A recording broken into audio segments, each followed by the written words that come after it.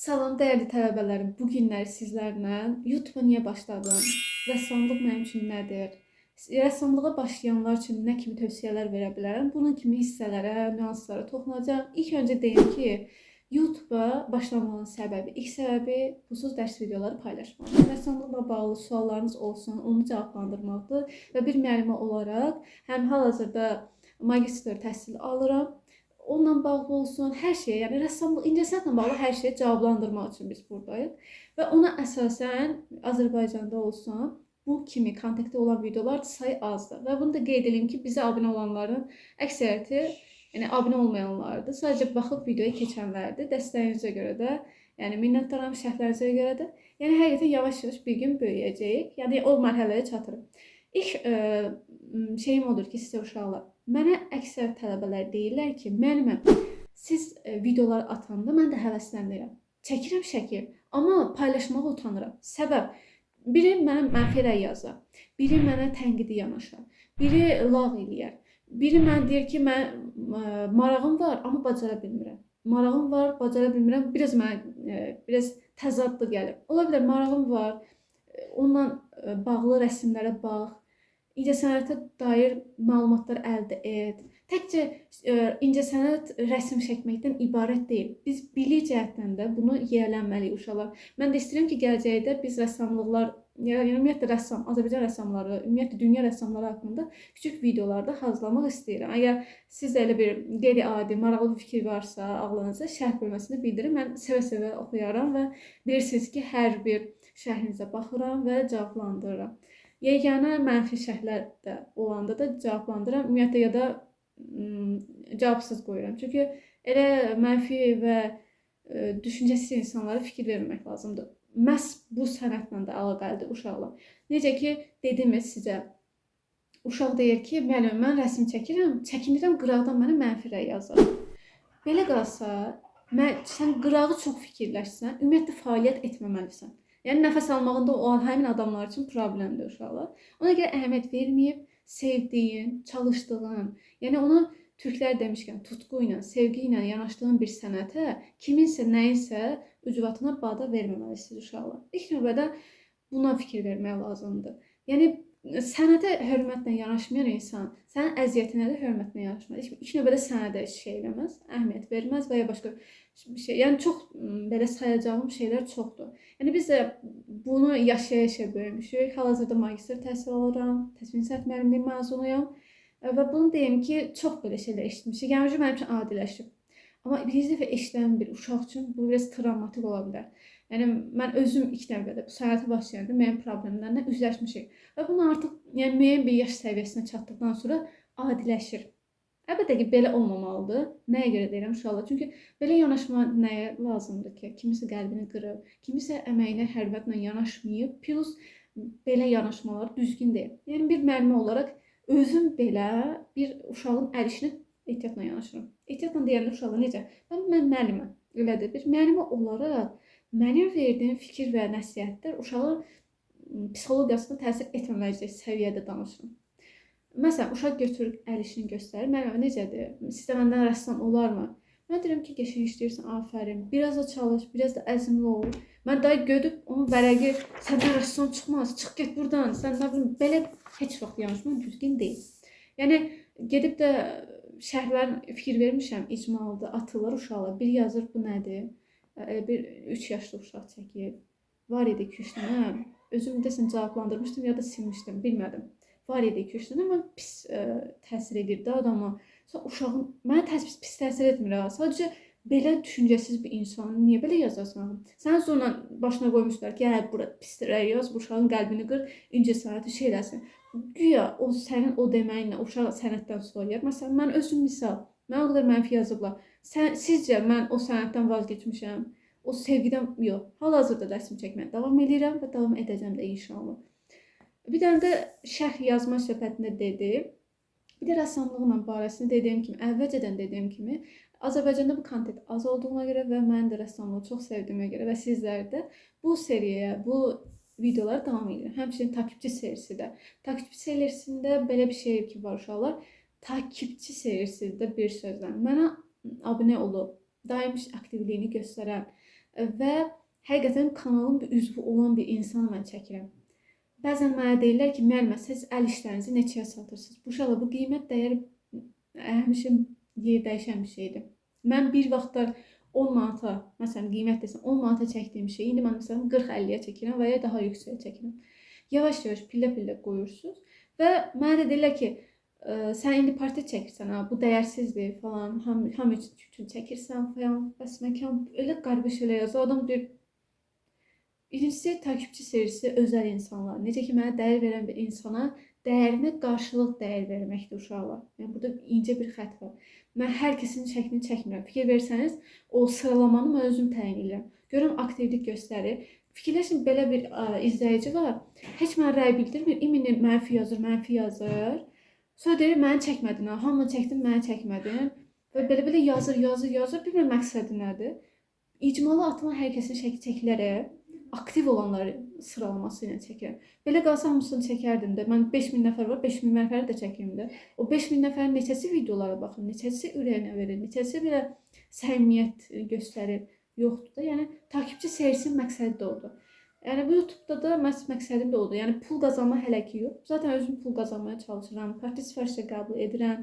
Müəyyən fəaliyyətlər edirəm. Kursda da işləmişəm bir müddət. İndi hal-hazırda da miqrə verəcəm. Magistr təhsilini də bitirirəm. Yəni hər şeyin bir mərhələsi var və uşaqlar bir dəfəlik olsun istəyirlər. Yəni biz də elə olmuşuq. Biz də nəyisə daha tez olmağını istəmişik. YouTube-da, əgər YouTube-a başlayacaqsansa, sən də öz əl işlərini burada sərgiləmək istəyirsənsə, müəyyən bir mərhələ çərçivəsində səbirli və təmkinli olmalısan. Və bir dənə takipçimiz, mən takipçim deyil, takipçi belə yazmaz. Bir dənə şərh yazmışdı. Sevmədiyi bir insandır da o. Deyir, ya da mənfi rəy yazmaya çalışır, tənqidi yanaşır. O insanları mən başa düşmürəm. Mən özüm də əgər bir şey sevmirəmsə və şüurlu formada dərk eləyirəm ki, mən bu videonu sevmirəm, sevməyəcəm də. Mən bunu izləməməliyəm. Avtomatik izləmirəm, şərti bildirmirəm. Amma indi öz diqqəti cəlb eləmək üçün, özünü bir şey zənn edənlər üçün o tezbazar o mənfi rəyini yazır, bilmirəm. Onun rəyinə mən ağlamıram, şivən tökmürəm və ya tam əksinə gülüb keçirəm, deyirəm ki, insana bax, necə ucuzlaşa bilər. Yəni nəyinə qidalanır bu? Niyə belə edir də? Bəzən heç niyəni də axtarmıram. Bilirsiniz də YouTube artıq geniş bir platformadır. Yəni artıq deyəndə, yəni hər şey, hər ləvazimatlarla zəngindir. Necə ki, yəni onun daxilində mən girib o şərhi gizlədirəm, birbaşa ona adamın cavab da yazıb şey deyirəm. Ya da öz heç şəxsiyyətimə toxunmuram da orada. Heç kimin də şəxsiyyətinə toxunmaq haqqımız yoxdur. Sadəcə deyirəm ki, get öz səviyyənə uyğun kanal izlə. Əgər xoş deyilsə izləmə. Belə cavablar yazıram. Bir dənə şərh var. Yəni deyirlər ki, yəni siz çox qəşəng işləyirsiniz, çox sağ olun. Yəni biz daim özlərimizə işləməliyik. Necə ki, daha yaxşı işləmək üçün də əlimizdən gələn etməliyik uşaqlar. Bu sənəti sevməklə kifayətlənməməliyik. Əlbəttə ki, hər insan uğursuz ola bilər. Mən özüm də bu rəssamlığa başlayanda müəyyən maneələrlə qarşılaşmışam və o sevgimi sınanıb. Amma bu o demək deyil ki, yəni hər kəs mənə vursun keçsin, mənə heç nə olmaz, yox. Yəni hər birimiz bir insanız, bir ət parçası, dəmirdən, daşdan deyirik. Düşünəndə də bir empatiya olmalıdır. Yəni insan şuurlu bir məxluqdur deyirik ki, sadəcə heyvan kimi rəftar edənlər ki var, bağışlayın ifadəmə görə. Yəni sanki insana insan kimi yox da tam başqa bir formada yanaşırlar. Mənə çox qəribə gəlir. Amma deyirəm ki, az yaşlıdır. Deyirəm, balam, mən də az yaşlı olmuşam. Bilirəm, mənim dövrümdə telefon müəyyən sərhəddir. Amma validəndən də çox şey asılıdır. Təəssüf ki, nəzarət etmək lazımdır. Hər şey bir müəllimdən, bir pedaqoqdan gözləmək olmaz. Necə ki, tərbiyəçi ilk növbədə ailədən başlayır, tərbiyə. Həqiqətən o tərbiyə. Bir dənə də şərh var. Bunu deməsəm olmaz. Deyirəm, şərhdə yazır ki, deyir, oxşamır. Və gülür. Mənə şey eləyən gülüş simali kimi. Orada gülmək bir şey yoxdur. Deyir ki, heyif. Mən də yazıram ki, heyif. Yəqin bizim gözümüzdə problem var. Yəni oxşamır deyənə deyirəm bunu. Sonradan təzə yenə yazır. Həkimə get düzələr. Vallahi Allah yəni həqiqətən şifa versin bunlar. Sonra deyir ki, mən sonra dedim əlbəttə ki, arada görürəm uşaqlar o şərhi. Bəzən birbaşa gəlmir mənim özümə. Özüm baxanda elə belə gözümdədir. Tək bildiyim, mən yazmışam əlbəttə ki, tək bildiyim sizin kimilər düzəlməz. Sizin kimi, yəni sizinki həkimlik də deyil, mən deyirəm, həqiqətən həkimlik deyil, başqa bir şeydir bu. Yəni ailə ilə bağlı bir şeydir. Sağ olun, şərhinizə görə. Üstü bağlamışam da söhbəti. Təzədən yenə yazır. Mən düzü həkimlik deyil, amma sən həkimliksən. Səhvlərini demək səni bu qədər incitməsin, çünki qusursuz insan yoxdur. Sizcə mənə bunun dediyi təsir elədi? Əlbəttə ki, yox. Gülməli olan nədir? Daimi formada sanki yaxşı bir şey yazırmış kimi daimi formada yazmaq. Əgər videonu izləyirsənsə, ilk növbədə sonuncu şərhdə yazdığım kimi Allah şifa versin. İlk növbədə özündən utan. Çünki bunu deməklə Allah sənə şifa versin, get həkimə düzələr demək ifadəsi özündə tərbiyə problemi olmaqdır. Həqiqətən mən də qatılıram. Səninki həqiqətən həkimlik deyil. Səndə genetikada, ümumiyyətlə tərbiyəndə problem var. Genetikanın tərbiyəni əlaqələndirmək düzgün deyil. Həkimlik həqiqətən səninki deyil. Səndə əxlaqi, mənəvi keyfiyyətlərdə problem var. Yəni bu təqdir deyil. Yəni bu mənə o qədər yazılırlar, qəribə sözlər. Çox da minimali vermirəm uşaqlar. İlk növbədə özünüzə hörmətlə yanaşmalı. Bax belə bir şey. Mən özüm müəlliməm, çox qəşəng işlədiyinizi deyirsiniz və mən də öz əl işlərimi də daimi formada daha çox yaxşı inkişaf etdirməyə çalışıram. Yəni o qədər qəşəng əl işləri olan dostlarım var ki, əl işlərini görürəm, ilhamlanıram, daha da ruhlanıram, mən də çəkmək istəyirəm. Onlar bir-birimizə əlaqə saxlayırıq. Heç kimi müqayisə etməyə xoşlanmıram. Özüm də daxil müqayisə olunmalı heç zat sevmirəm. Yəni siz bundan daha yaxşısınız deyənlər olur. Mən xoşlanmıram. Mən özümü özümlə müqayisə etməyə sevən bir insanam və bu insan ki var, bilmirəm uşaqdır, yəqin uşaqdır, yəqin. Çünki uşağı deməyim, uşaqdır, belə yazıb. Böyüyər, başa düşər, yox. O yüzden mən tərbiyə problemi var. Bu böyüsə də yəni kiməsə nəyisə xeyri olacağını yox. Tanki bizim millətdə də belə problem var. Yəni kimsə bir şey yazır, gedim onu daşlayım, gəlim. Sonra mənəvi bir rahatlıq yaşayırlar ki, hə mən bunu pisə yazdım. Bu küsüb gedəcəkdi. Elə deyil uşaqlar. Çünki hər kəsin bir mənəvi güclülüyü var. Yəni biz çox da həqiqətən mənə o qədər elə mənfirə yazan olub balaca yaşdan. Mənfirə yazan deyəndə yəni üz və üz deyənlər olub ki, sənin kimi yerində olsaydım, mən kursa getsəydim, mən daha yaxşı çəkərdim. Sənin ailən buna şərait yaratdı, səninkilər belə elədi.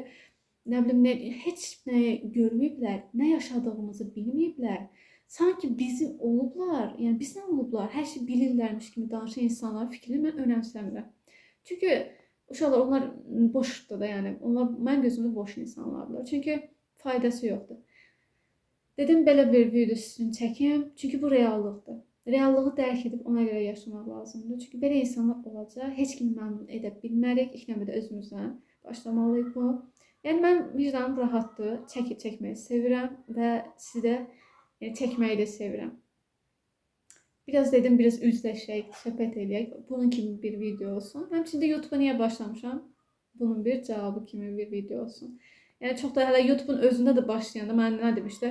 Səndən gözləməzdi ki. Məndən nəyi gözləməzdin? Mən toyuq da qoymur danışım. Hə, nəysə.